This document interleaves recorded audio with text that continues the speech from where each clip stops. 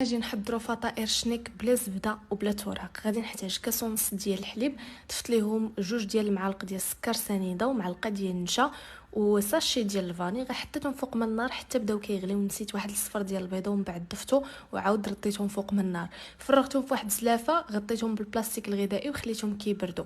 خديت 4 ديال الكيسان ديال الدقيق، غربلتهم، ضفت لهم نص كاس ديال السكر، معلقه كبيره ديال الخميره ديال الخبز، ربع كاس ديال الزيت وبيض ديال البيضه وقبيصه ديال الملحه. وغادي نجمع العجين ديالي بواحد الكاس ديال الحليب. خليتها حتى اختمرات ومن بعد سرحتها ودهنتها بهذاك الكريم باتيسير اللي وجدنا وشويه ديال الزبيب. تقدروا تعوضوه بحبيبات الشوكولاته. من بعد جمعت العجين ديالي بهذه الطريقه هذه وبديت كنقطعها بواحد الخيط.